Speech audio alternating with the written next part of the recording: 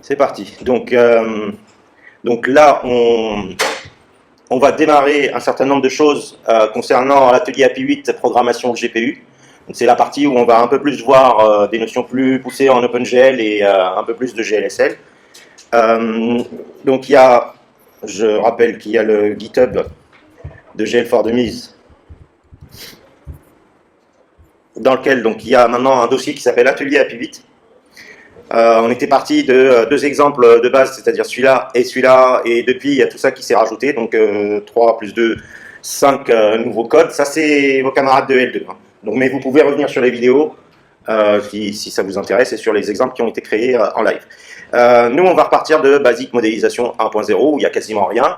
Et donc on vise, pour le moment, cette première étape qui est utiliser les FBO, qui sont des Frame Buffer Objects, pour, quand je génère une scène, je l'emmène vers une texture, je l'emmène ensuite sur un traitement, sur image, par un filtre de convolution, et je propose qu'on fasse le Sobel, par exemple. Donc en gros, le rendu de la scène va se faire de manière, disons, d'une première manière plutôt classique, et d'une deuxième manière après un filtre. Voilà. Donc bon, on va partir d'une scène très basique au début, hein, qui va évoluer. Donc ça, c'est la première étape de cette série pour aujourd'hui. Alors, je rappelle où se place le FBO dans le pipeline de rendu. Le FBO, c'est quelque chose qui est lié à ce qu'on voit ici, qui s'appelle Frame Buffer. Bon, en gros, c'est le tableau qui va contenir l'image. Un FBO, c'est donc un objet qui permet de gérer des frame buffers. En gros, c'est un numéro qui vous permet d'attacher une texture dans laquelle vous allez faire un rendu. Donc en gros, soit vous imaginez que ça c'est un écran, et donc par défaut vous avez un écran sur lequel vous allez faire le rendu, soit ce n'est pas l'écran, et c'est un FBO, donc un Frame Buffer Object, qui est attaché à une sorte d'écran, mais pas visible, qui est une texture en fait. Donc le FBO, c'est ce qui va vous permettre d'attacher une texture à un rendu, et le rendu se fait directement dans la texture. Ça va me permettre après d'aller faire un deuxième appel qui va traiter cette texture et faire un filtre de convolution dessus. Voilà. Donc, côté pratique, je vous ai dit, on va commencer par cet exemple-là, Basic Modélisation 1.0. Alors, j'ouvre mon terminal.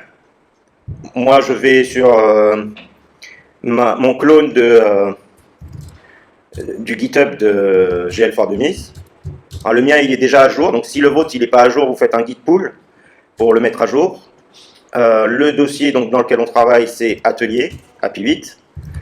Et je propose donc de partir de cet exemple, à moins que vous préfériez un exemple un peu plus évolué, hein, mais c'est peut-être aussi l'occasion de se rafraîchir un peu les idées et de faire évoluer un exemple avant de l'utiliser pour faire le filtre. Je copie le dossier CP Basic Modélisation 1.0, on va appeler ça GPU Basic, ou GPU FBO plutôt, GPU FBO. Et ce premier exemple, on va l'appeler Convolution. -1.0.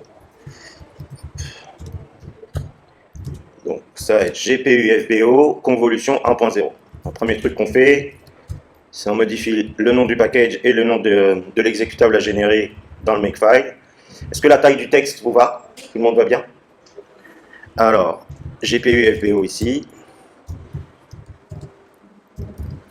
Et le nom du programme, j'ai dit convolution. Donc je compile.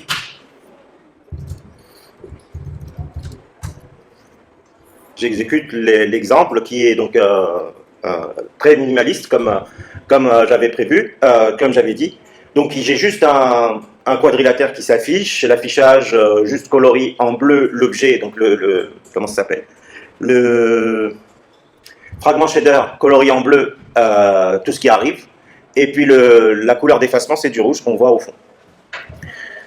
Donc peut-être que cet exemple est un peu trop pauvre pour notre traitement. On va commencer par l'enrichir un tout petit peu, on va afficher autre chose que juste ce quadrilatère, et ensuite on va regarder ce qu'est Sobel et comment mettre en place un FBO pour mettre en place un filtre Sobel. Hein. ce qui est en général un filtre de convolution. Donc, je commence par aller dans le main.c. On fait rapidement un tour rapide du code pour voir ce qu'il y a. Il n'y a pas grand-chose. Donc, un main qui ouvre la fenêtre, l'appel à une fonction init, la mise en place d'une fonction sortie at exit, et la mise en place de la callback fonction draw, et puis le lancement de la main loop.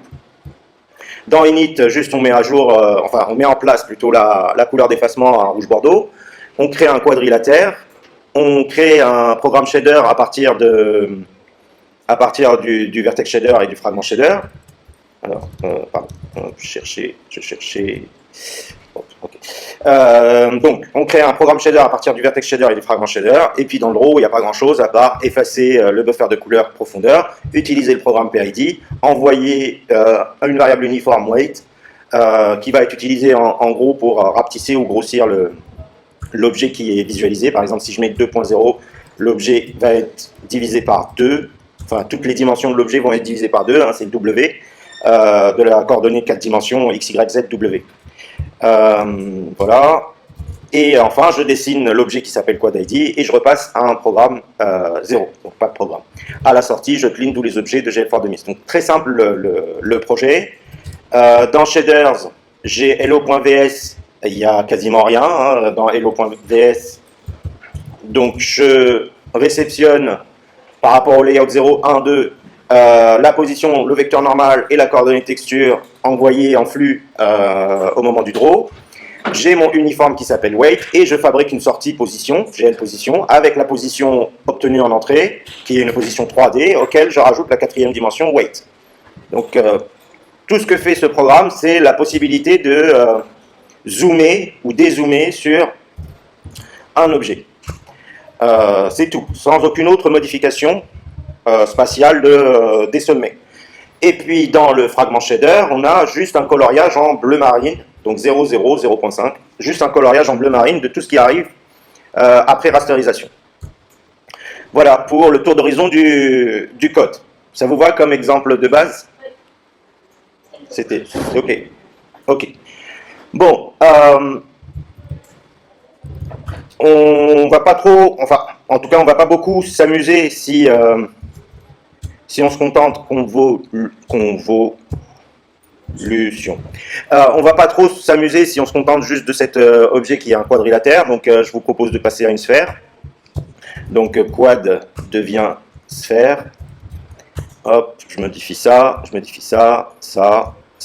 Et puis ici, la fonction glGensphère f prend le nombre de longitude suivi du nombre de latitude de la sphère, parce que c'est donc une transformation coordonnée sphérique vers coordonnée cartésienne d'une grille. Donc ça vous fait une sphère avec un nombre de longitudes et un nombre de latitudes. Donc on va partir sur 7, 7, ça ira très bien, juste histoire de voir un peu la géométrie, qu'elle soit un tout petit peu différente, voilà, d'un quad. Et on va commencer par ce simple exemple, sur lequel on va faire un filtre de convolution. Alors, qu'est-ce qu'un filtre de convolution? Je présume que vous ne savez pas du tout ce que c'est qu'une convolution. Vous avez peut-être déjà entendu parler du terme convolution, non? Convolution? Ouais, enfin, je sais qu'il y en a un au moins qui sait ce que c'est. D'autres, non? Jamais? Convolutionnel? Jamais? Convolution ou convolutionnel? Non. Réseau de neurones convolutionnel? Je pense que c'est à la mode en ce moment. Le terme biologique ou le terme... Réseau de neurones convolutionnel. C'est pas biologique, c'est plutôt informatique comme phrase. C'est ce qu'on appelle le deep learning, machine learning en ce moment. Ah. Le mot convolution, dans le sens bio, ouais, moi je voulais juste vous rapprocher le mot convolution de ce qu'il y a dans l'actu technologique en ce moment. On parle beaucoup des réseaux de neurones et principalement des réseaux de neurones convolutionnels. Parce qu'on met une convolution, dans les différents traitements, il y a une couche de convolution qui est appliquée avant chaque couche de neurones dans les réseaux de neurones. Et une convolution, c'est c'est un traitement qu'on va effectuer sur une grille de manière générale en utilisant une matrice. Alors, bon, sans aller dans des choses trop compliquées, on va directement expliquer ça par le biais d'un exemple. Une grille, c'est une image, parce que c'est ça qui nous intéresse. Le mot convolution, vous le trouvez même dans GIMP ou dans Photoshop. Donc ça, c'est une image. Elle fait un certain nombre de pixels de large, un certain nombre de pixels de haut, et par-dessus cette image, vous allez faire passer une autre grille qu'on va appeler plutôt une matrice. Donc ça, c'est l'image. Et ça, c'est une matrice de convolution. Vous voyez que, bon, utiliser le mot matrice à la place d'image, ça s'interchange, hein, ou image à la place de matrice. Donc, enfin, pour nous, en tout cas, c'est la même chose, c'est un tableau de données, et ce tableau est, en tout cas, d'un point de vue conceptuel, est doublement indexé. D'un point de vue implémentation, il peut être simplement indexé, mais ici, en tout cas, comme on le voit, il a l'air d'être doublement indexé, c'est-à-dire qu'il y a X et un Y. Donc, cette matrice de convolution, c'est quoi? C'est donc un tableau de valeurs, et ces valeurs-là, on peut les considérer comme des poids. Je vous donne un exemple basique. Si je mets ici le poids 9, ici le poids 1 et 1, et encore 1, ou 8 peut-être, 8 et que dire. Si je mets ces poids-là dans cette matrice, et que je l'utilise en disant qu'à chaque fois que je vais utiliser ces poids, ils vont multiplier des valeurs qui vont être là, et s'additionner entre eux, et à la fin, le résultat, je vais le diviser par 8 plus 8, 16. Et le résultat final, je vais le diviser par 16. Donc bon, c'est soit en réalité, je vois la matrice comme ça avec son diviseur, de manière séparée, soit en réalité, je vois la matrice avec directement 1 sur 16 ici, 1 sur 16 partout, sauf ici où j'ai 8 sur 16. Voilà, j'ai le choix entre séparer cette chose-là en des valeurs plus un diviseur qui divise la somme de ces valeurs ici, soit directement ça. Bon, ça c'est ce que contient la matrice. Maintenant, comment fonctionne cette matrice de convolution? On va prendre un cas général. Vous prenez cette matrice et vous venez la plaquer à une coordonnée xy donnée.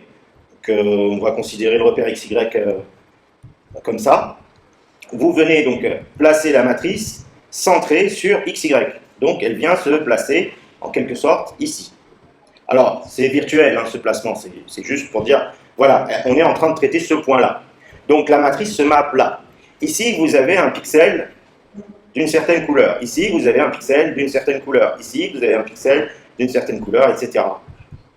Et ici, on va dire gris, ici, on va dire noir. Là, je ne sais pas, un mélange entre rouge et vert, peu importe, ou rouge et bleu, pardon. Et là, entre jaune et rouge.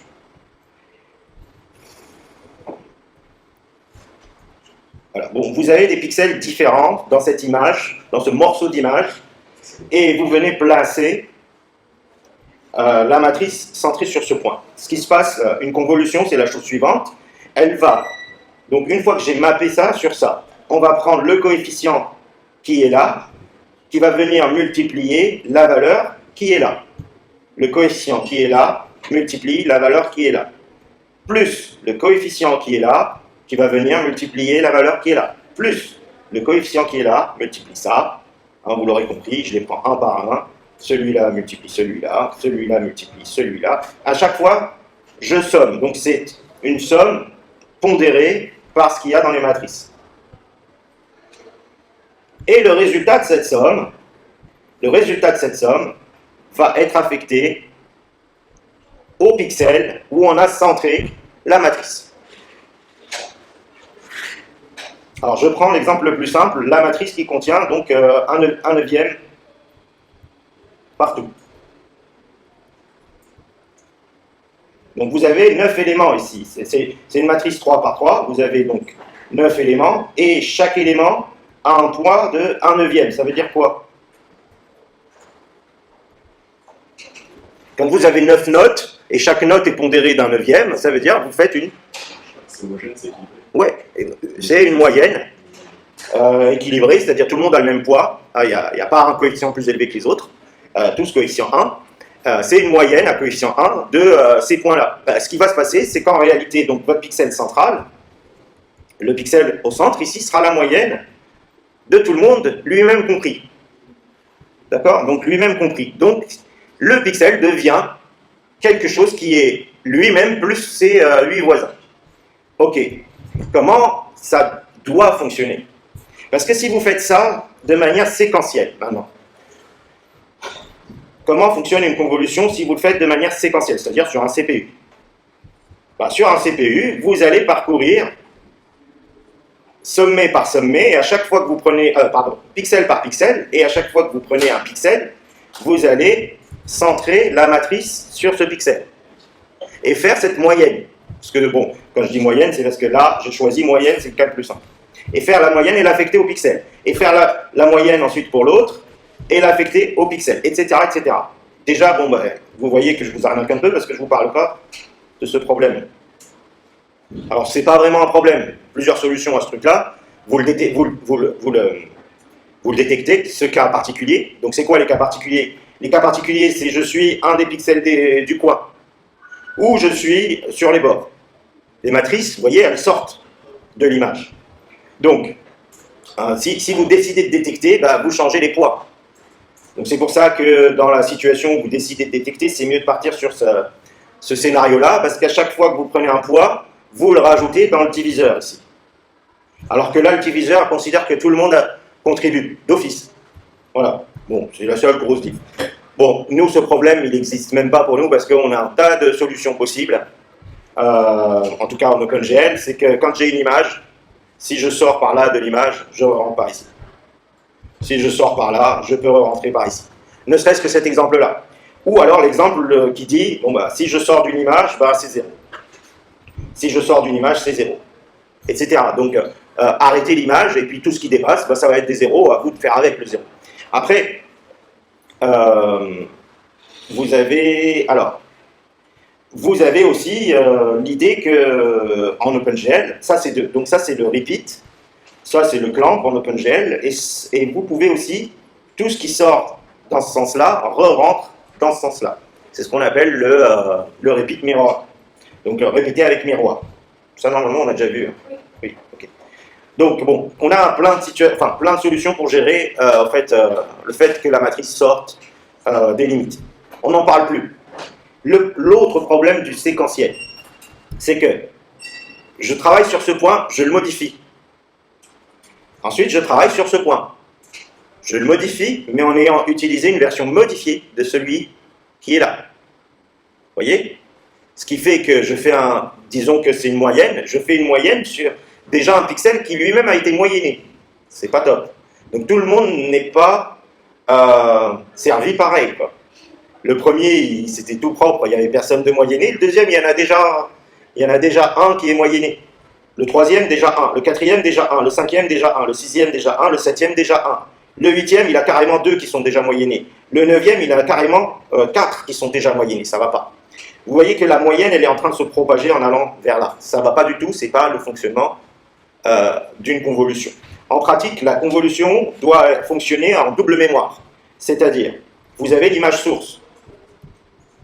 Vous ne touchez pas à l'image source. Et vous avez l'image destination. Vous faites une convolution donc, en plaquant la matrice de convolution quelque part, centrée quelque part, donc en ce point. Vous faites vos calculs de multiplication-somme, donc de somme pondérée, et le résultat, vous l'écrivez ici. Donc ici, c'est lire, ici, c'est écrire. Vous faites ça pour tous les pixels, jusqu'au bout. Et à la fin, vous échangez.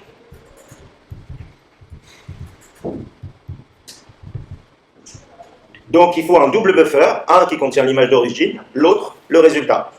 Et vous échangez si vous voulez poursuivre encore une fois. Parce que les convolutions, on peut les appliquer un certain nombre de fois. Enfin, pas toutes. Hein. Certaines convolutions peuvent être appliquées un certain nombre de fois. Maintenant, si vous dites que ça c'est le résultat final, bon, vous n'avez pas besoin d'échanger, vous sortez le résultat final. C'est votre convolution. Donc qu'est-ce que vous connaissez, ou qu'est-ce qu'on connaît comme filtres de convolution, les plus classiques?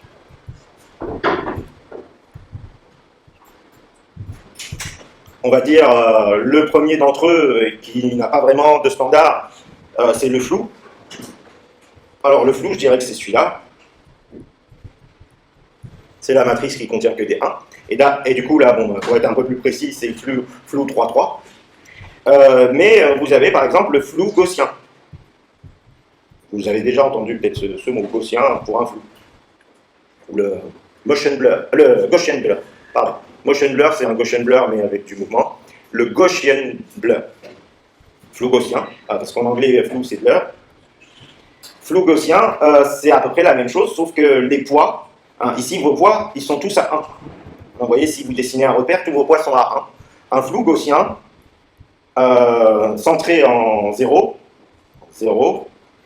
si je vais à gauche, ça va diminuer progressivement, et si je vais à droite, ça va diminuer progressivement. Et qu'est-ce qu'on obtient? Une gaussienne.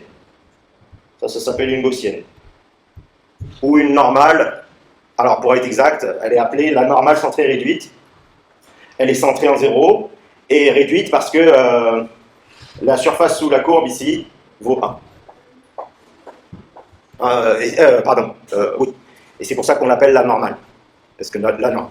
Voilà, la surface sous la courbe vaut 1 et on l'appelle donc la gaussienne. Alors c'est super important d'avoir cette notion de 1 dans une convolution.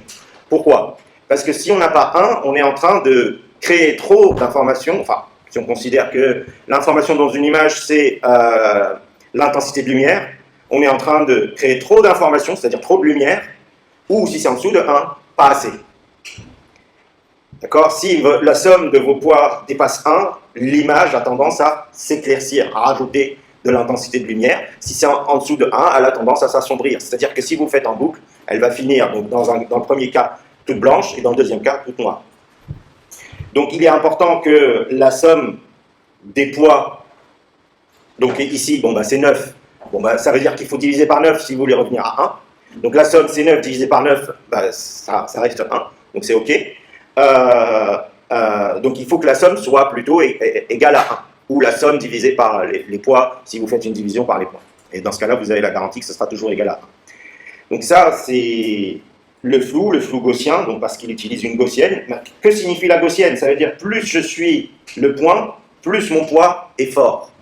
Plus je m'éloigne du centre, donc une gaussienne, elle peut être pas nécessairement 3 par 3, elle peut être même, je sais pas moi, 15 par 15, enfin, avec donc 7 pixels à gauche, 7 pixels à droite, 7 pixels en haut et 7 pixels en bas. Et le pixel central, il est là, dans la matrice.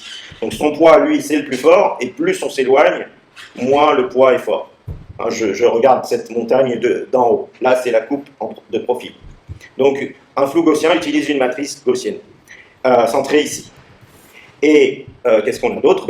Le sujet de l'exemple d'aujourd'hui, Sobel. Sobel est un filtre de convolution, mais Sobel permet de détecter les contours.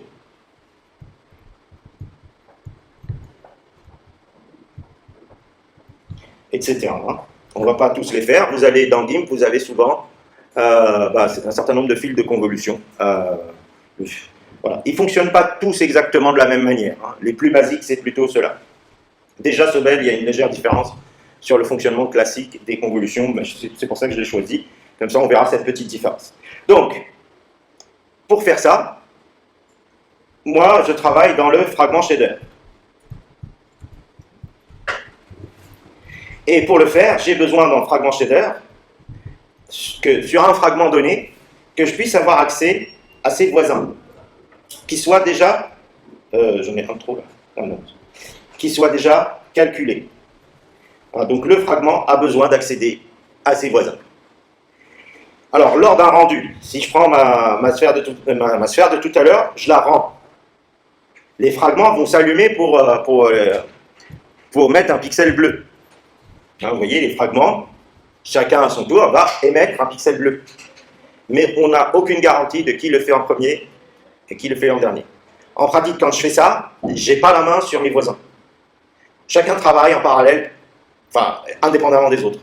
Et donc, ça serait une aberration même d'essayer de synchroniser ces trucs-là, sinon ça se mettrait à ramer et au final, et on perd tout l'intérêt du parallélisme GPU. Donc, quelle est la solution?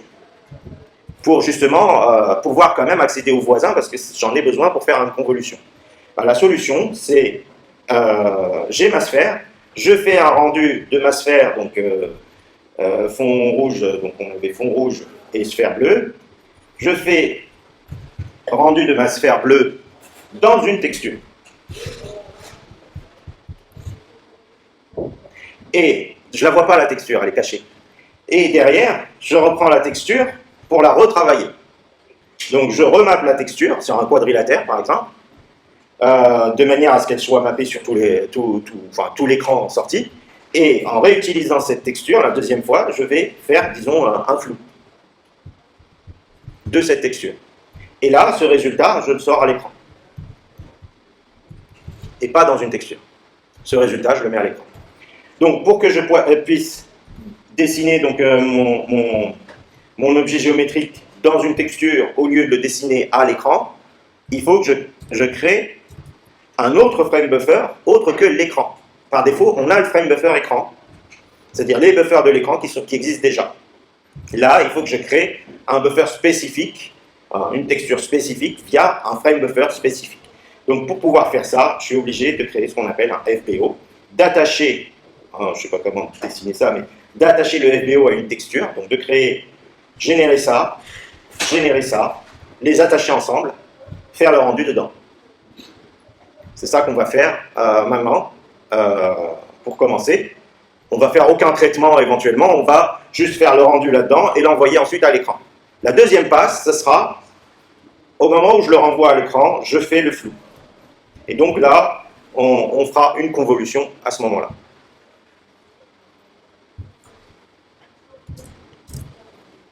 Alors,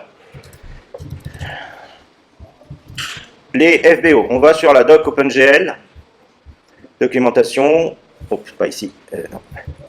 Documentation OpenGL 4 référence page. GL, gen, frame buffer. Donc, première fonction à utiliser, celle-là qui vous génère un identifiant de frame buffer. Comme pour les textures, génère une texture, GL, gen, textures. Ici, générer un frame buffer, GL, gen, frame buffers. Donc, ce machin-là, j'ai besoin d'un frame buffer que je vais stocker dans une variable. Un seul me suffit. Donc, une variable pour stocker mon frame buffer, statique, GLUint, c'est un ID, donc c'est un entier non signé. Je l'appelle FBO. Je le mets à 0. À l'init, j'appelle cette fonction, glgen frame buffer. Combien tu veux de frame buffer? Un seul. Dans quel tableau je te stocke le numéro? Dans l'adresse de FBO. Vu que FBO est un élément GLUint, donc l'adresse de FBO, en gros, ça revient à un tableau d'un élément. Donc il le stocke dedans. Alors, bien sûr, je rappelle tout ce qui est gen est équivalent à un malloc en C, mais dans le GPU. Donc, quand vous faites un malloc, vous faites un free. Quand vous faites un gen, vous faites un delete. D'accord. Bon, là, c'est pas dramatique. C'est une seule fois la génération à l'init et une seule fois le delete à la fin. Donc, ici, vous faites if FBO, différentes zéros. Vous appelez delete frame buffers, lequel, combien, où ça, FBO. Et vous remettez FBO à 0.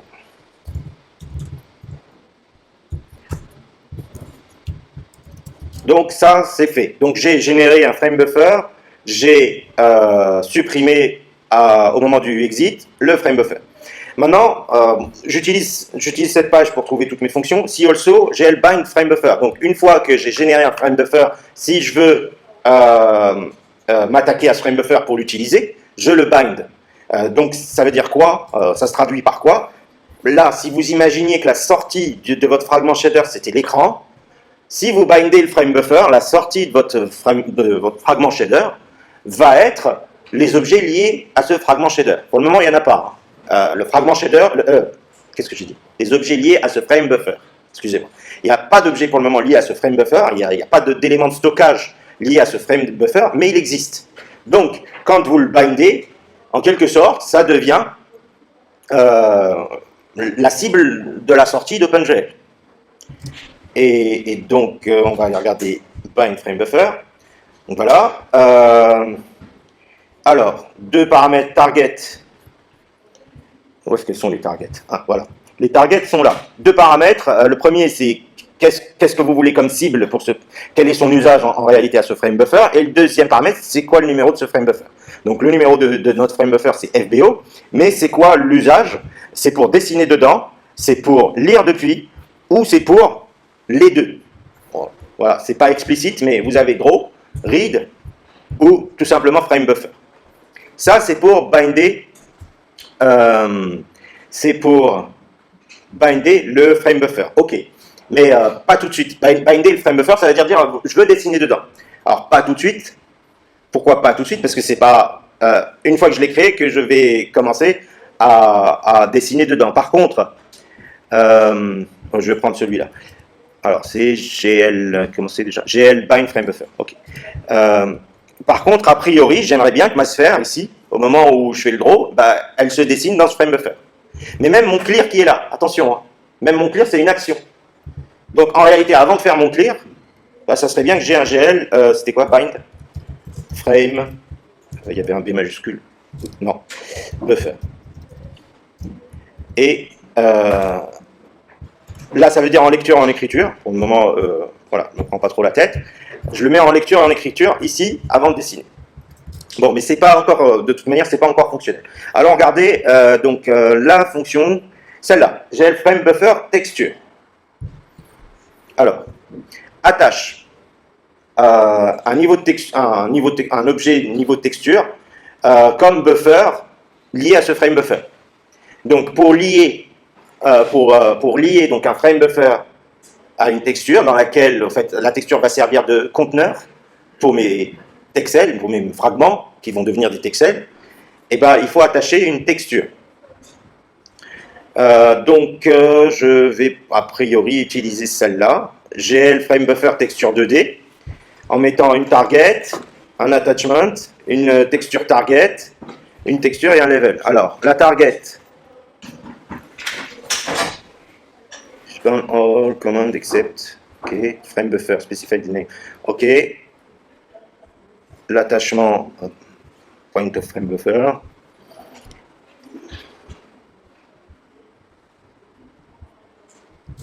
ok, là pour pas passer du temps à recréer tous les éléments, parce qu'il me faut une texture là. Quel exemple quand est-ce qu'on a fait une texture ensemble ou on n'en a pas fait encore? Ah, on n'a pas fait.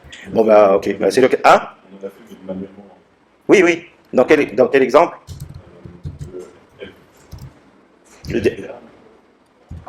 Ah oui, si, c'est vrai. Ça me revient. Les VAO quelque chose dans samples. Simple texture. C'est là? Triangle. Je vois pas de triangle. Hein? Triangle est écrit là en dessous. En dessous? Au milieu, voilà. Au-dessus, juste au-dessus. Triangle, il n'y a pas de texture. Ah, triangle à partir de 1.6, je sais pas où je les ai mis tous ceux-là. C'est pas grave, je vais prendre ce. Ouais. Attendez. Je vais grep. Frame buffer. Dans point. Voilà. Alors, on va prendre celui-là, ça ira très bien. Je dois avoir une texture avec tous les éléments à générer dedans.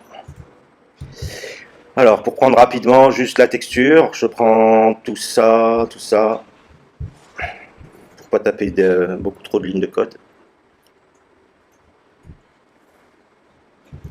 Voilà. Un peu de flemmardise, ça fait pas de mal. Bon, dans init. Donc dans init, j'ai besoin de générer aussi une texture. Donc, je génère une texture bidimensionnelle que je vais appeler tout simplement tech. Hop, je mets adresse de tech. Bon, je laisse le commentaire, ça c'est toujours OK. Donc ça, c'est le comportement de la texture par rapport à l'agrandissement, la répétition, etc. Bon, je vais laisser les paramètres qui sont là. Je ne les change pas pour le moment. Et que contient la texture et quelle est sa résolution? Alors, ma texture contient rien. J'ai rien à envoyer dans cette texture. Donc, vous mettez nul. La résolution de ma texture, ça va être quoi? La résolution de ma fenêtre. Alors, ça peut être plus gros que ma fenêtre aussi. On jouera, ou plus petit. On jouera à cette différence pour que vous voyez qu'en réalité, je peux faire un frame buffer avec une résolution qu'ensuite j'envoie à l'écran qui lui-même a une autre résolution. Mais bon, pour le moment, on va matcher la résolution de la texture attachée au frame buffer à la résolution de l'écran. Donc WW et WH. C'est déjà le cas. OK. Ma texture étant paramétrée, je la débind, ça veut dire je bind la texture 0. Et j'ai plus qu'à créer tech ici. Et delete tech ici. Voilà. Hop. Ici c'est texture, gl delete textures. Hop. Et la texture, merci. Et la texture s'appelle tech. Et ici, je remets tech à 0. OK. Alors. Donc bon, je reprends, tant qu'à faire l'attachement que j'ai dû faire un pop-up ici. Ça m'évitera de retaper toute la ligne et d'aller chercher toutes les constantes. Alors tout ça, je peux le faire directement à l'init.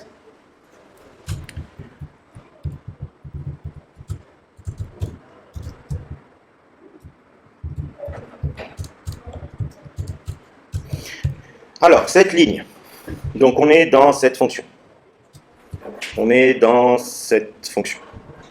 Donc, cette ligne attache le frame buffer à une texture pour la cible color, pour la cible color. Alors, il y a un 0 ici. Parce qu'en vrai, je peux avoir plusieurs cibles color. Je peux dessiner dans color 0, color 1, etc. Est-ce qu'ils en parlent ici?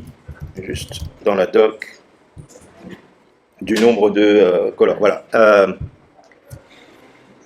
Il n'y a pas vraiment de valeur par défaut. Bon, en gros, ils vous disent, voilà, le i, c'est-à-dire le 0 ici que j'ai là, dans color attachment, peut être dans l'intervalle entre 0 et la valeur GL max color attachment, moins 1. Ouais.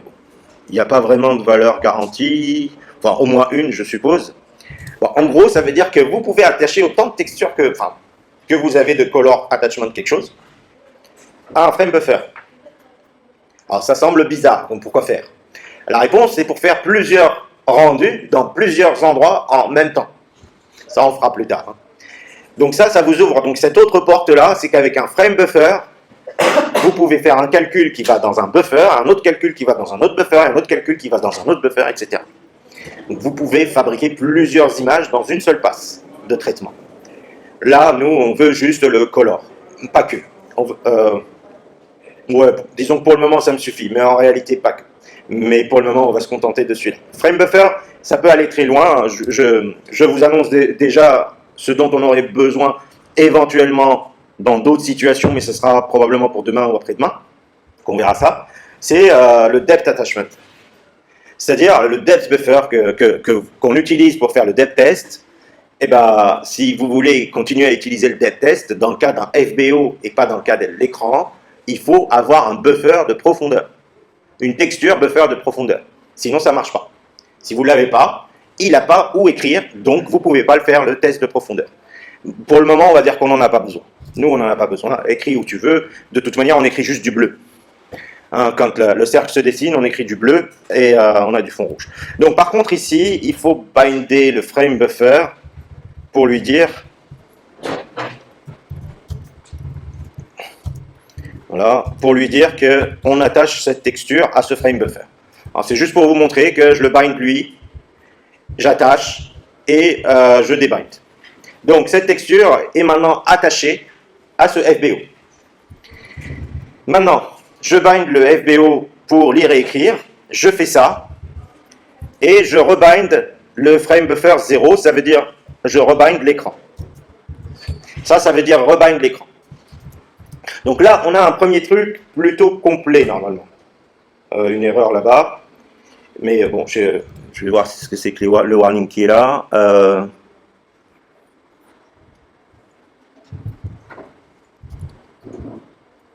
Tech, qu'est-ce qu'il a? J'ai lu une tech. Et où est-ce qu'il... C'était quoi? Quelle ligne? 32, incompatible.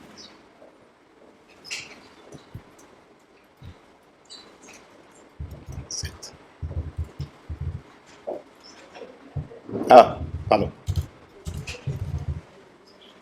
J'ai pas gêné la texture. Oh, pardon, ici je suis allé un peu vite tout à l'heure en faisant le copier-coller. Il manque le gène textures. Je laisse un moment, donc vous voyez l'ensemble du nécessaire pour mettre en place, en gros, tout ce qu'on a fait depuis le début. Voilà, tout tient dans ce bloc-là. Ça, c'est le bloc qu'on vient de rajouter à l'init. Générer le frame buffer, générer une texture, binder la texture, la paramétrer, la débinder, binder le frame buffer, dire que la texture est attachée au frame buffer, revenir à l'écran, comme frame buffer, binder. Arriver dans le draw, mettre FBO comme frame buffer, dessiner, enfin effacer, dessiner, blablabla, revenir à l'écran. Alors, ça m'étonne même qu'il y ait du rouge. Ah non, ça m'étonne pas. J'allais vous dire, ça m'étonne même qu'il ait mis du rouge dans l'écran. Mais c'est pas le même rouge que quand je fais pas ça. Attendez, je commande cette ligne. Alors regardez bien, c'est pas le même rouge. Donc c'est pas ce clear qui a fait ça. Donc en gros, quand je fais ça, il n'y a plus rien. Le rouge que vous voyez, c'est le truc par défaut de mon buffer de GL4 de mise. C'est l'autre rouge très clair. Et vous ne voyez rien, pourtant, le travail, il a été fait dans la texture. Ok. Donc bon, vous allez me dire, ouais, super. Hein. Donc on a fait tout ça pour avoir moins. Maintenant, on va rajouter 2-3 trucs pour avoir exactement ce qu'on avait comme résultat avant. Mais à partir de là, on va pouvoir faire notre convolution, en fait. C'est ça l'intérêt. Donc, 2-3 trucs pour avoir le même résultat qu'avant. La fonction s'appelle Blit. Blit, elle n'est pas référencée dans les also ici. GL Blit Frame Buffer. Ouais, GL Blit Frame Buffer. Voilà, la fonction s'appelle GL Blit Frame Buffer. Alors, qu'est-ce que c'est que cette fonction? Elle copie un frame buffer vers un autre frame buffer. Alors, de mémoire, hein, x0, y0, x1, y1, c'est en gros inférieur gauche, supérieur droit d'un rectangle. Coin inférieur gauche, coin supérieur droit d'un rectangle. Je pense. Hein. Oui, spécifié. Ok. Et donc, un rectangle pioché dans le frame buffer source vers un rectangle pioché dans le frame buffer destination. Alors celle-là, elle est valable à partir d'OpenGL 4, je pense, à 4.5. Celle-là, je ne l'ai pas sur ma machine, donc je ne peux pas vous la montrer. Celle-là, je l'ai. Alors celle-là, elle ne spécifie pas la source et la destination. Donc vous devez, sur celle-là, je vais vous montrer, vous devez faire attention et comprendre ce que je vais faire. Oui, dites-moi. La copie se passe sur une portion. D'une portion vers une portion. Avec, qu'est-ce que je copie? Ça, c'est le masque. Et quel est le filtre que j'utilise dans cette copie? Alors, il y a un truc que j'ai mis très longtemps à comprendre à l'époque. Bon, je ne vais pas trop raconter ma vie, mais le linéaire, je ne sais pas si c'est écrit maintenant dans la doc. Peu importe. Bon, si vous copiez d'une zone vers une autre zone et qu'elles ne font pas la même taille, vous pouvez appliquer un filtre linéaire pour interpoler. Et bon, il faut vous prendre le temps de relire toute la doc, peut-être elle a été mise à jour, mais en tout cas, attention, si vous copiez le buffer, le depth buffer, si vous copiez le depth buffer, ça ne marche pas. Et c'est écrit nulle part. En fait, le depth buffer doit forcément faire une copie avec le filtre nearest, et pas linéaire. Bon, bref. Donc, nous, on veut utiliser cette fonction pour copier depuis le FBO vers l'écran. Une fois que le dessin est terminé, c'est-à-dire à peu près ici. Ici, le dessin est terminé. Je veux blit de source 0, destination source Y 0, source X, source Y 0, source X1, c'est-à-dire le coin supérieur droit. Donc ça va être window with -1 vers window 8 -1. Et donc là, j'ai écrit source X0, source Y0, source X1, source Y1. Donc ça, c'est le rectangle dans la source. Et le rectangle dans la destination, je vais prendre la même chose. rectangle dans la destination, je prends exactement la même chose. Donc tout ça, c'est bon. Ensuite, le masque. Je vous ai dit, le masque, c'est qu'est-ce que vous prenez? Le color buffer bit, le depth buffer bit, le stencil buffer bit. Vous pouvez les mettre des ou si vous les combinez. Moi, je veux que le color buffer bit. Hop. Et quelle est l'interpolation éventuellement? Je vous ai dit, attention, si vous prenez le depth buffer bit, vous devez mettre nearest. Sinon, ça ne marche pas. Mais moi, je prends le color buffer bit. Je peux mettre un linéaire si je veux. Bon, pour le moment, je prends nearest parce que les deux sont de la même taille, donc il n'y a pas besoin d'interpolation. Donc ça bleed depuis source vers destination. Mais à aucun moment, ça dit qu'est-ce que c'est que source, qu'est-ce que c'est que destination. Pour ça, il faudrait utiliser la version named frame buffer qui, elle, est valable à partir d'OpenGL 4.5. Moi, je ne l'ai pas, le 4.5, je pense, sur ma machine. 4.1, vous voyez. Donc, elle, il faut utiliser bind frame buffer. Voilà. Utiliser cette fonction pour lui dire qui est-ce qui est en lecture, qui est-ce qui est en écriture. Donc, je reviens ici. Je prends cette ligne, je l'enlève, je la mets plus bas. Celle-là remet l'écran comme frame buffer. Ok? Alors, juste pour vous montrer que ce n'est pas FBO. Mais, si là, je dis que FBO est en lecture-écriture, et que maintenant derrière, je dis que 0 est en écriture seulement, pardon. Est en écriture, donc ça, draw frame buffer. Si je dis que c'est un draw frame buffer, il va passer en frame buffer écriture. Donc là, j'ai écriture sur ce frame buffer. Donc l'autre reste en lecture. Donc l'autre était lecture-écriture, 0, lui prend l'écriture. Mais garde, donc FBO garde lecture. Vous pouvez expliciter que FBO garde la lecture. Donc c'est lui le source. Mais cette ligne suffit pour différencier source et destination. Donc en gros, utilise FBO, utilise 0 comme écriture, blit. Et là, ça va blitter FBO vers 0. Vers l'écran en fait.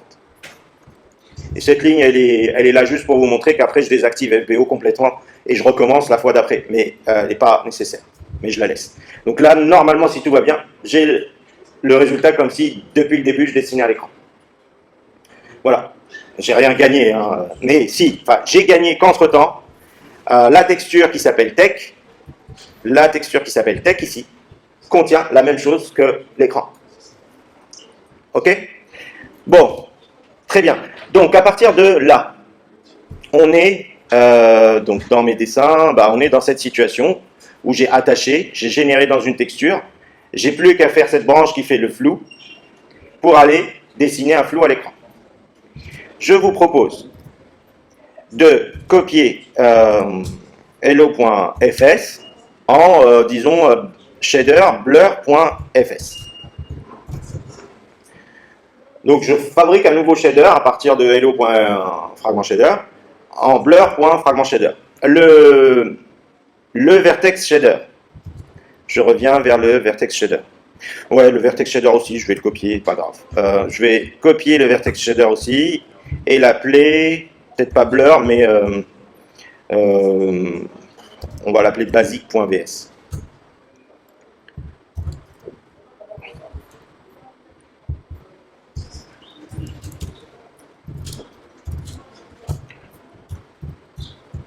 Donc j'ai créé basic.vs. Alors pourquoi j'ai créé basic? C'est juste pour enlever ça et mettre un 1 à la place. Donc basic.vs il fait rien à part transmettre la position en coordonnées homogènes 4 dimensions. Voilà, basic.vs il fait que ça. Et flou, on reviendra dessus. Flou.fs va faire le flou. Donc j'ai créé un basic.vs, un flou.fs. Je reviens à mon main.c. Je crée un deuxième programme. Comment je vais l'appeler le deuxième programme? PID, je vais rajouter conv pour convolution. Je vais créer PID conv pour une convolution et je vais copier cette ligne. Et donc ici, je dis que c'est composé de basic.vs et de flou.fs. Vous n'avez pas, vous n'avez pas plus d'heures. Je l'ai pas? L'heure. Ah, c'est possible. Je sais plus. Regardez aussi. Bleu. Merci. Bleu.fs. Ok. J'ai donc un deuxième programme qui fait du flou. Le premier, il fait juste rendu bleu, j'aurais dû l'appeler bleu d'ailleurs. Et le deuxième, il fait flou. Alors, le deuxième, du coup, enfin, ça c'était pour vous montrer comment copier en gros, d'un FBO, enfin, d'une texture attachée à un FBO vers l'écran. Mais je n'en veux plus maintenant. Enfin, ouais, j'en veux plus, donc je commente. Je reprends juste cette ligne pour dire à partir de maintenant, je veux que tout soit fait à l'écran. À partir de maintenant, c'est l'écran massible. Donc à partir du moment où c'est l'écran massible, je veux que tu me clear. Wow, clear, oui, on peut faire clear, même non, pas obligé. Je veux que tu utilises le programme que j'ai appelé PID conv. Je veux que tu me dessines un quadrilatère qui prend full screen. Le quadrilatère full screen, c'est quad. C'est le quad classique. Donc, il me faut un quadrilatère full screen. Alors, tout à l'heure, je l'ai renommé en sphère. Là, je recrée quad. Je recrée quad ID. Ici, je recrée quad ID égale gen quad F. Voilà. Et là, je draw quad ID.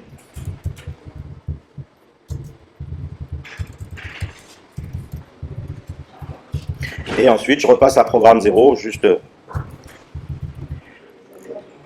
pour finir. Alors, donc là, ça va me dessiner un quadrilatère avec le deuxième shader. D'accord? Si tout va bien, j'ai juste un écran bleu.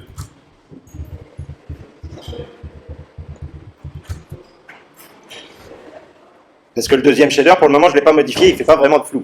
Il fait juste bleu, parce que c'était une copie du premier. Et j'ai bien un quadrilatère qui mappe tout l'écran. Alors, maintenant, ce quadrilatère qui mappe tout l'écran, je vais l'exploiter pour aller chercher des texels dans ma texture. Je rappelle, ma texture qui représente ce dessin. Donc, pour faire ça, il faut que je bind la texture et que j'active les tâches de texture. Alors, hop. Donc pour une texture, GL bind texture, je connais jamais par cœur la syntaxe, bind texture 2D. Non, c'est bind texture tout court. C'est même pas bind texture 2D. Bind texture, GL texture 2D et l'ID de la texture. Bind texture, GL texture 2D et l'ID de la texture, c'est tech. Je bind la texture sur les tâches de texture. Alors, les tâches de texture, c'est active texture, normalement la fonction. Je ne sais pas si ils en parlent ici. Active. GL active texture. Hop. Et texture 0. GL texture 0. GL active texture. GL texture 0. Donc je dis l'étage de texture, c'est l'étage 0. Bind-moi cette texture tech à l'étage 0. J'envoie l'identifiant de texture comme un uniforme. L'identifiant de l'étage, pardon, comme un uniforme entier.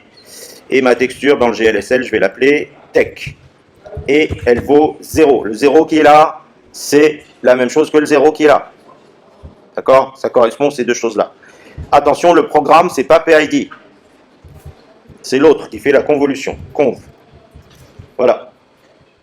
Donc ça, enfin ces trois lignes-là me mettent à disposition dans le shader la texture tech. Ok. J'ai fini côté CPU là, d'écrire le code. Maintenant, il ne reste plus que traiter tout ça dans le GPU. Donc je reviens à basic.vs. Je suis en train de travailler avec les textures, j'ai besoin des coordonnées de texture. D'accord? Donc il faut les relayer. Relayer les coordonnées de texture, donc rajouter un out, vec2. Bon, je ne peux pas réutiliser le terme techcord, je vais l'appeler tcord. Tcord. Et donc ici, tcord. égale TechCord, tout simplement. Et donc, cette sortie chez nous va devenir dans blur.fs une entrée. In vec2 tcord. Voilà. Et ici, au lieu de dessiner du bleu, on va directement exploiter la fonction texture en allant chercher dans la texture tech à la coordonnée tcord. Et le uniforme, j'ai oublié le uniforme. Juste ça. Et je vous réponds. Uniforme, sampler 2D, tech. Voilà, ma texture, c'est la variable uniforme tech, qui est de type sampler 2D, parce que c'est une texture 2D. Ma coordonnée de texture, j'ai fait un branchage entre entre le vertex shader et le fragment shader. Donc tech-cord est transféré dans tcord dans le fragment shader, et ce tcord est exploité avec tech pour aller chercher simplement le texel. C'est tout ce que je fais encore. Encore là, tout ce que je fais, c'était... Enfin, je vais avoir encore le même résultat qu'au début. Hein. Tout ça, c'est une mise en place très lourde, mais qui va après m'ouvrir la porte de traitement, de post-traitement, sur n'importe quel calcul qui est fait dans une texture. Oui. Puis, la coordonnée, à l'origine, elle est au centre de l'écran. Ah, la T-coord, c'est l'objet qui la spécifie. Alors, l'objet quad F de GL4 de mise met la coordonnée de texture en 0,0 en bas à gauche et en 1,1 en haut à droite. Donc, de 0% à 100%. Donc, Ça, c'est une transformation de GL4 de mise, mais normalement. Il n'y a pas de normalement, c'est une géométrie GL4 de mise, elle est faite comme ça. Après, tout dépend de la géométrie. Si vous prenez une sphère, elle va avoir ses coordonnées texturales. Chaque objet a son mapping UVMap. Dans les modeleurs 3D, c'est ce qu'on appelle les UVMap, et chaque artiste va faire ses propres UVMap. Nous, on les appelle TS, SCT, et plus dans les modeleurs, on les appelle UEV. Mais c'est la même chose. Et là, parce qu'on est dans un environnement 2D. Parce qu'on est dans un environnement 2D. On a un vecteur 2. On aurait pu. Ah, une coordonnée de texture 3D. Oui. Une coordonnée de texture 3D pour aller taper dans une texture 3D. On va avoir des flags de texture 3D. Où ça? Des flags de texture 3D. Des flags. Des options. Ah oui, oui, oui. Oui, mais après,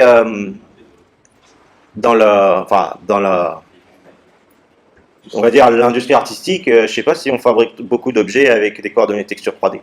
C'est-à-dire les artistes avec les modeleurs 3D. Nous, après, on peut utiliser des textures 3D parce qu'on génère des voxels ou des choses comme ça. Les voxels, c'est comme le pixel, mais en 3 dimensions. C'est comme Minecraft, quoi. Chaque cube est une sorte de pixel, mais en 3D, quoi. On peut faire des voxels, nous, avec des textures 3D. Mais je sais pas si... il y en a peut-être, hein, mais pas tant que ça, je pense pas. Bon, bref, tout ça, vous allez me dire pour donc, GL-Bind Texture. Ouais. GL-Bind Texture. Qu'est-ce que j'ai fait comme erreur? GL-Bind Texture. GL-Bind Texture.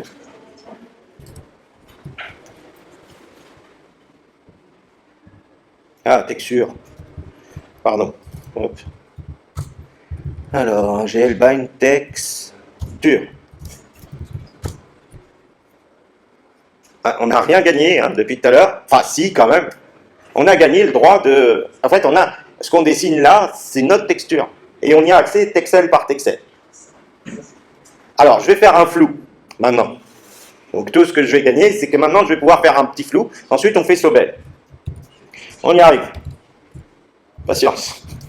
Alors, faire un flou, un truc, disons, pas trop compliqué à comprendre au début, c'est... donc, on est en train de calculer une couleur pour un fragment en utilisant 9 texels, si je compare à cette situation. C'est-à-dire mon texel à moi, plus les 8 autour de moi. Il faut que je trouve un moyen d'y accéder. Alors, comment j'accède à mes voisins? Donc moi, j'ai ma coordonnée de texture. Mais c'est quoi la coordonnée de texture de mon voisin? c'est la coordonnée du frame buffer d'origine. Mais Oui, à moins 1. Ok. Oui, mais moins 1, en coordonnées de texture, ça fait aller moins 100% de l'image. Donc la question, c'est quand je fais un pas comme ça dans une texture, qu'est-ce que je fais comme pas? Voilà. Quelle est la taille du pas pour aller sur le voisin à gauche? C'est ça la question. Hein, quelle est la taille d'un saut? 1 sur 100. 1 sur la largeur, ici pour le coup. 1 sur la largeur de l'image. Et quand je vais au-dessus, c'est 1 sur la hauteur de l'image. Parce que c'est pas un pourcentage. 1, c'est donc le ratio. Mais si j'ai 100 pixels, ça fait 1 sur 100. Mais si j'ai 200 pixels, ça fait 1 sur 200. Donc, au fait, je découpe ma grille, quoi, en fonction du nombre de pixels qu'il y a dedans pour aller modifier la coordonnée de texture. Donc, au fait, il faut que je me calcule des pas en X et en Y. Alors, pour me calculer ou me donner, pour calculer les pas, je peux obtenir les tailles de pas directement dans, par exemple, depuis le CPU, uniforme pas, vec 2 pas. Et donc, dans le CPU, je vais dire que j'envoie un vecteur de 2 flottants que j'appelle pas et qui contient un tableau qui s'appelle pas. Et là, le tableau qui s'appelle pas contient 2 éléments. Le premier, c'est 1.0. Alors, 1.0 f sur la largeur. Alors, si c'est. Oui, non, si c'est la largeur de l'image moins 1. Hein, parce que c'est l'indice le plus à droite. L'indice le plus à droite, il a la coordonnée 1. Il a la coordonnée de texture 1.0. Et l'indice le plus en haut aussi, mais par rapport à H. Voilà, j'ai mes pas. Hop. Ils sont envoyés. Je les réceptionne ici. Et maintenant, soit... Bon, ben, je vais faire le truc le plus simple. Je fais une boucle pour aller de gauche à droite, en fonction de pas. Et de haut en bas, en fonction de pas. Et je récupère toutes les valeurs et je les somme. Et à la fin, je les divise. Je vais faire le truc le plus simple. For int i égale moins 1, i inférieur à 2 plus i. Donc i, ça va être, disons, les lignes. For j égale à moins 1, j inférieur à 2 plus j. Je vais prendre m, c'est la moyenne. C'est, alors, float de i fois pas. Alors, point x.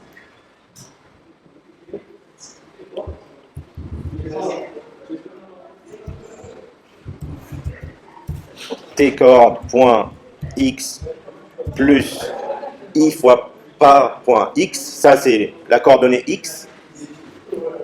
Ça, c'est la coordonnée x déplacée de pas. Et la coordonnée y déplacée de pas.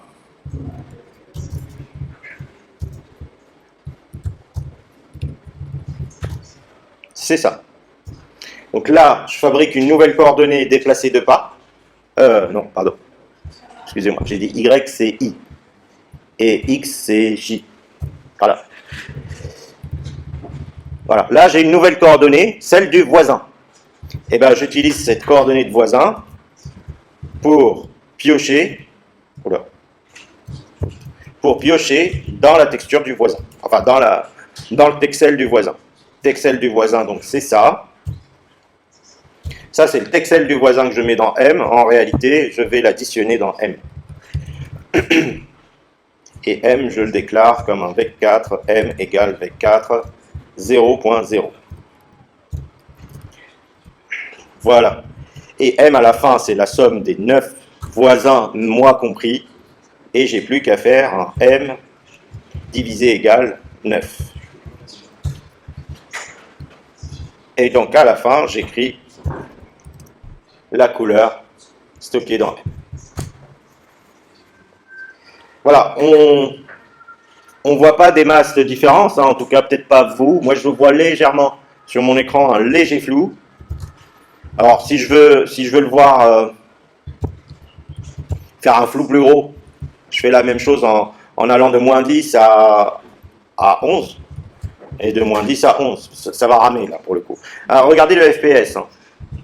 Là on était à 5000.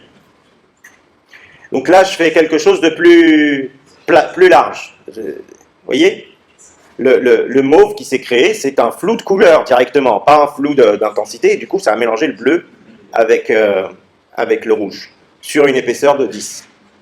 Si je regarde le FPS, il a chuté à 700 là.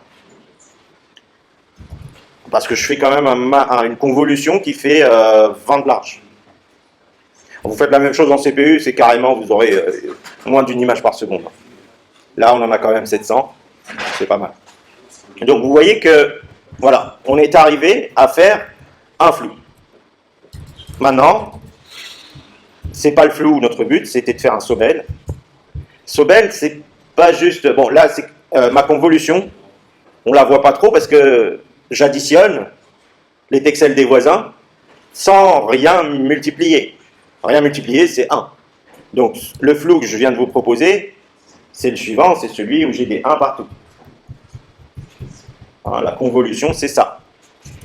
Alors, quand vous allez dans Sobel, hein, je vous conseille vivement le Wikipédia de Sobel, vous allez voir qu'en réalité, vous avez deux matrices.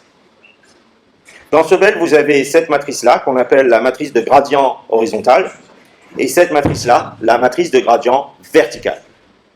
Qu'est-ce que c'est? Si vous centrez le pixel ici, ça va faire quoi? Ça va calculer en quelque sorte la différence entre tout ce qu'il y a sur le côté gauche avec tout ce qu'il y a sur le côté droit. Et plus il y a une différence, plus cette différence va être élevée. Cette valeur va être élevée. Alors, ce qu'on appelle le gradient, c'est au fait comme si c'était la pente entre la gauche et la droite. La pente, comme si je voyais donc la couleur comme une sorte de hauteur ou d'intensité, et que donc le gradient x, c'est quelque chose qui va regarder la différence entre gauche et droite. Plus cette différence est grande, plus en valeur absolue, le gradient sera grand, en valeur absolue. Et le gradient vertical, Gy, c'est l'inverse, c'est celui qui va faire cette différence entre en haut et en bas.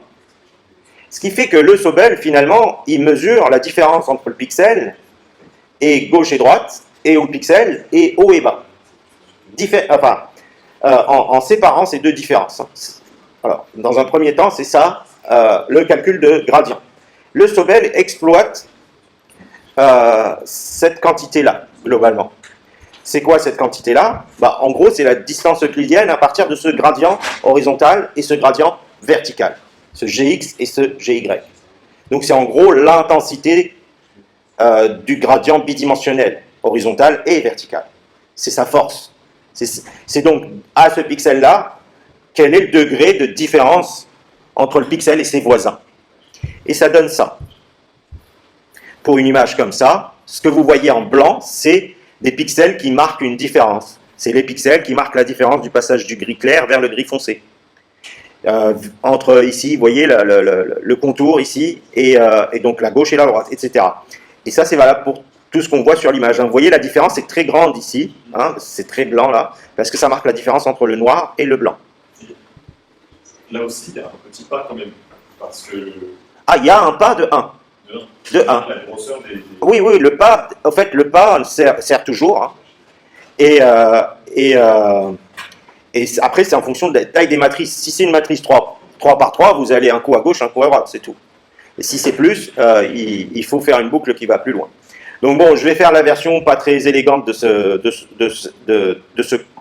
cet algo, histoire que je ne fasse pas une écriture complexe qui utilise les vecteurs, mais je vais faire la version rapide en écrivant donc un tableau G avec ces deux gradients.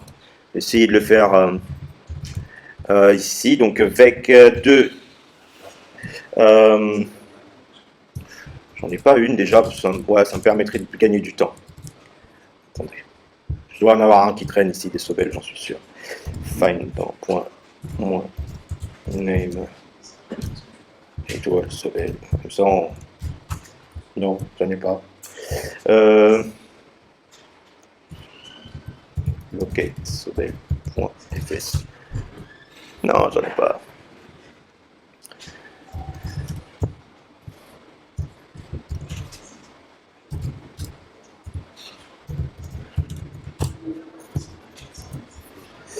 Hop, hop, hop, hop. Si j'en ai un là, ça me permettra d'aller vite.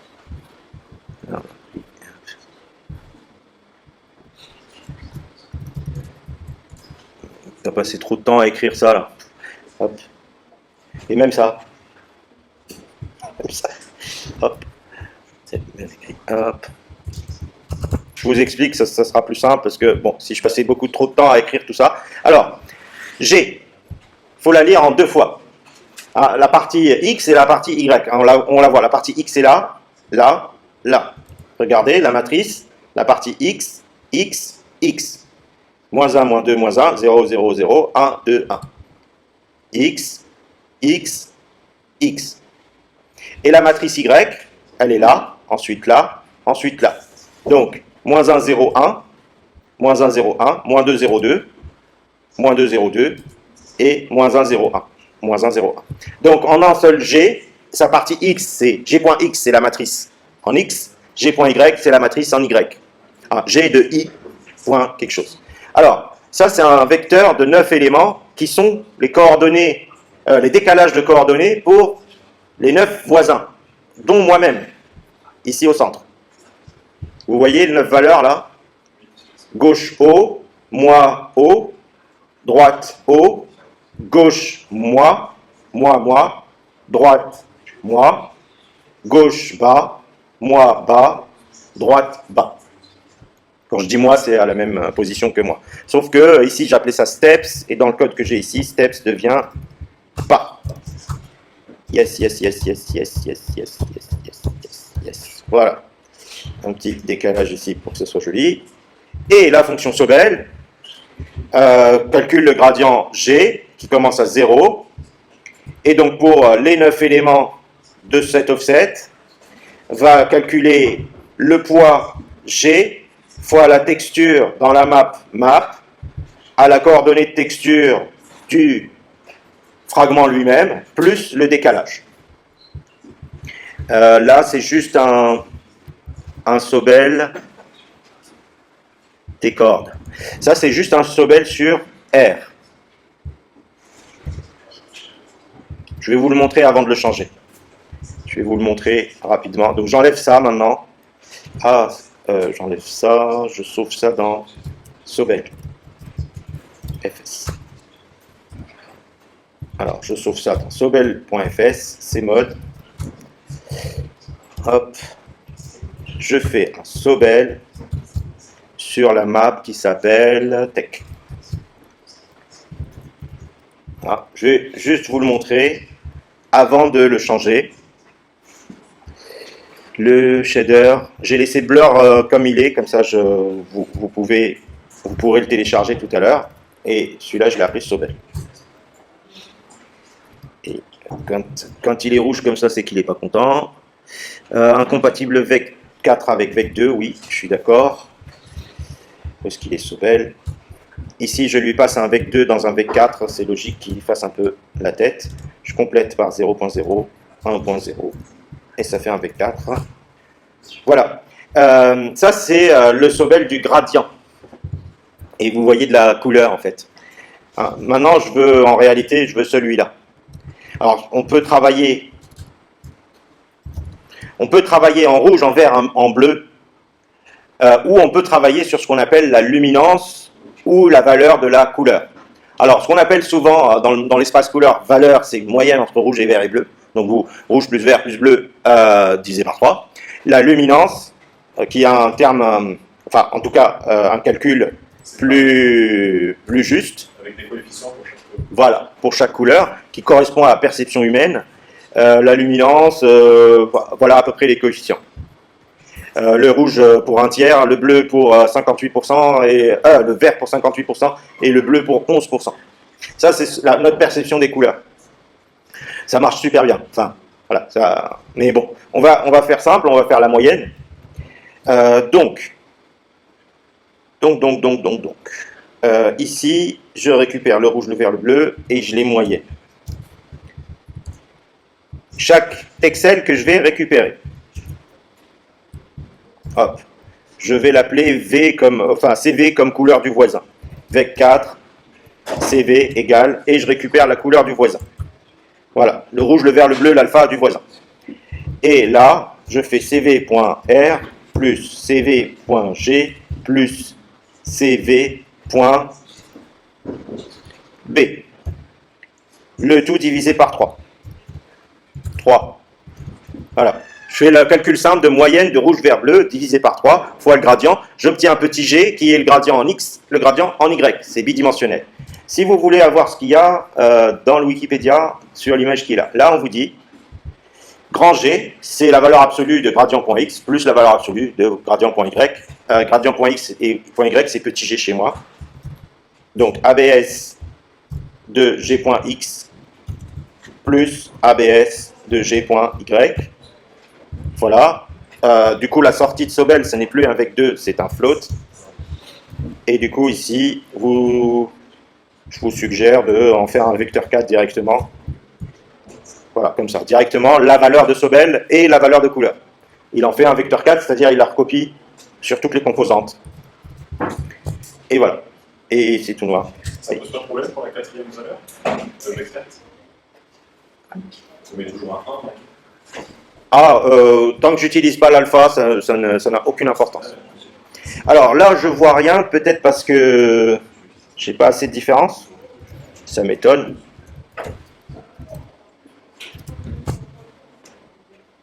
Wow. Ou alors, j'ai un problème de voisinage. J'avais un doute sur ça tout à l'heure.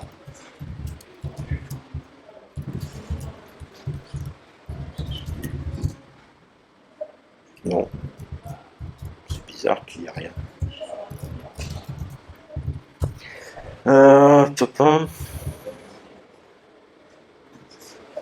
Rouge, vert, bleu.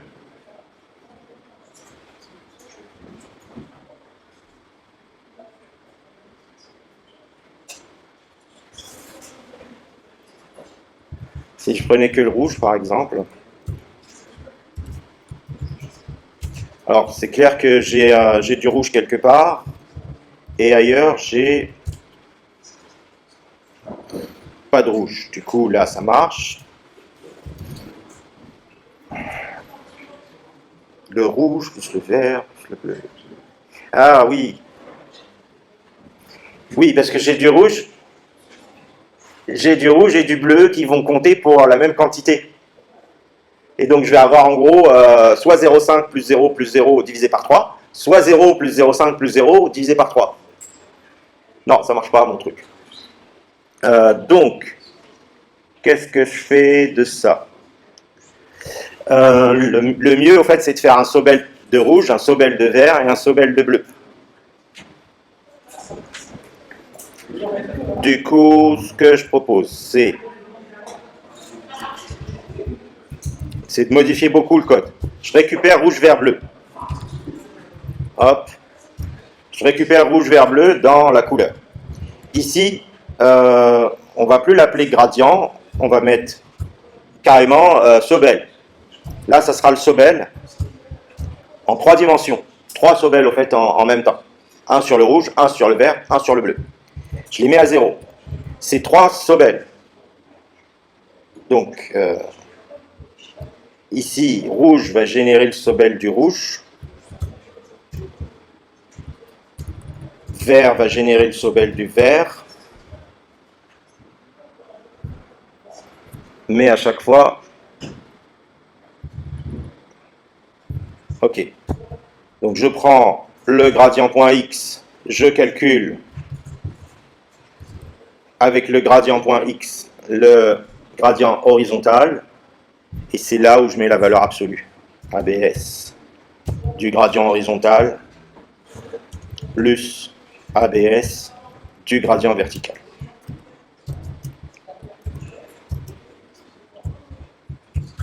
Voilà.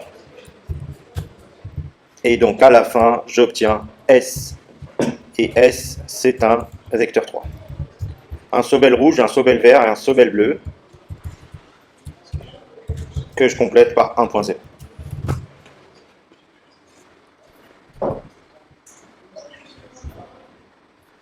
Bizarre que...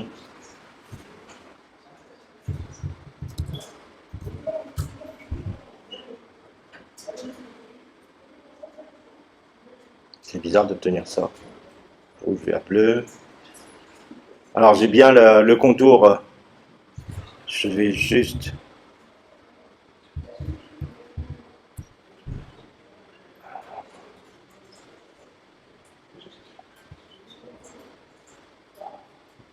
Ah non. Non, non, non. Pardon.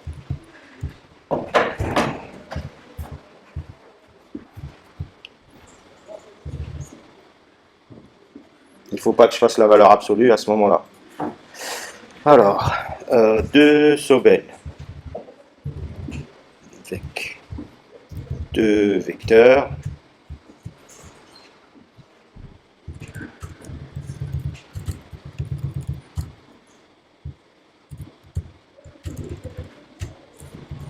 Voilà, j'ai tous les gradients.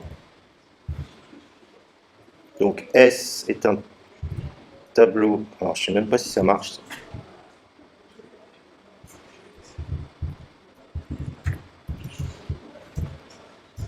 S de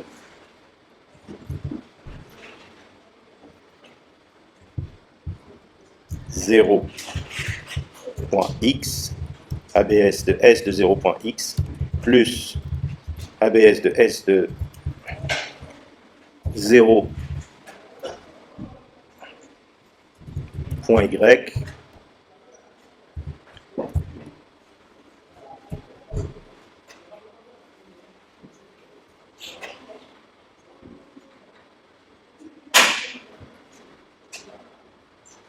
non.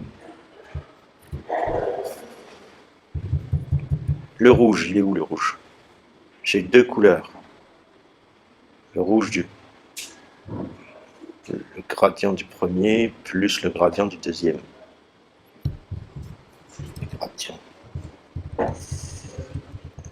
Gradient x et gradient y. Donc pour rouge, j'ai gradient x en S0 R.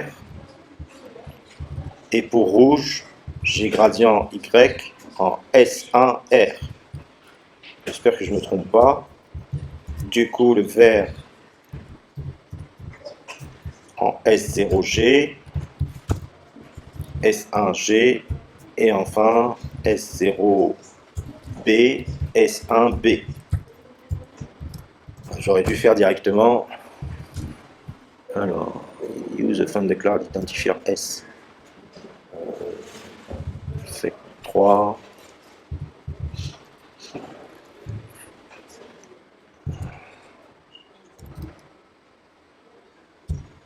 Avec 3, 0, virgule, vec 3, 0. Encore une erreur. Vec 2 et vec 3, la multiplication CV. Oh là là.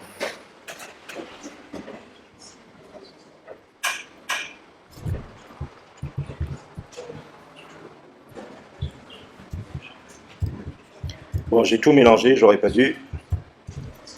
Et du coup, je commence à m'emmêler les pinceaux là. Même j'ai fini de m'emmêler les pinceaux. Je calcule au fait tous les gradients pour toutes les couleurs. Et à la fin, je mélange tout.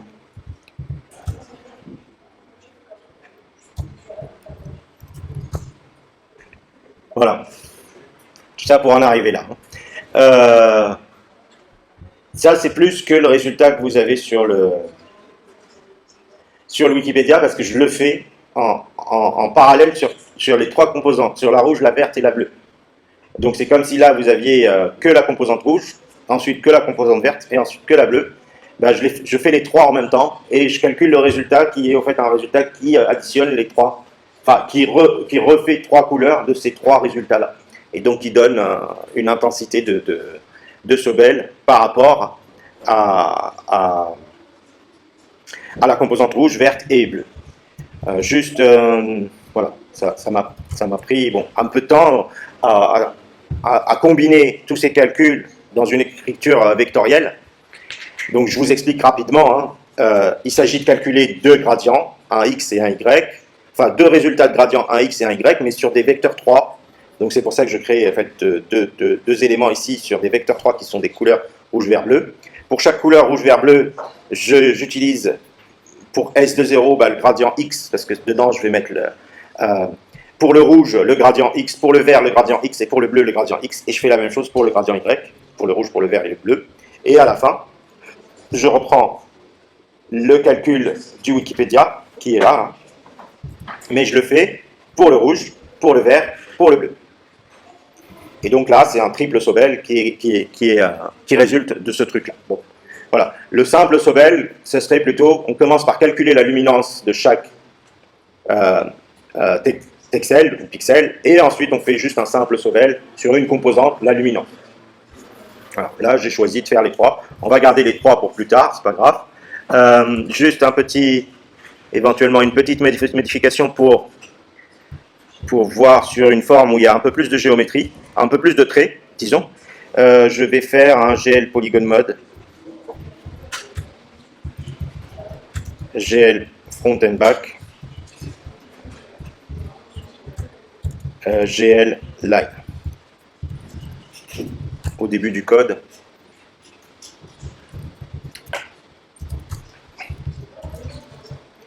En effet, ça, c'est pas bon. Hop, j'explique pourquoi c'est pas bon. Le line mode, je le veux au moment où je dessine la sphère. Là.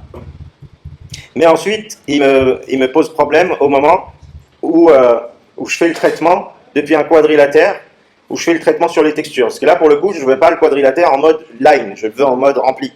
Donc après, il faut que je repasse en mode fill. GL, fill. Voilà. Et là, on a un Sobel un peu plus fourni parce qu'on a des lignes un peu plus fournies. Bon, j'arrête cette première partie qui m'a pris finalement beaucoup plus de temps que j'avais prévu. On fait une pause.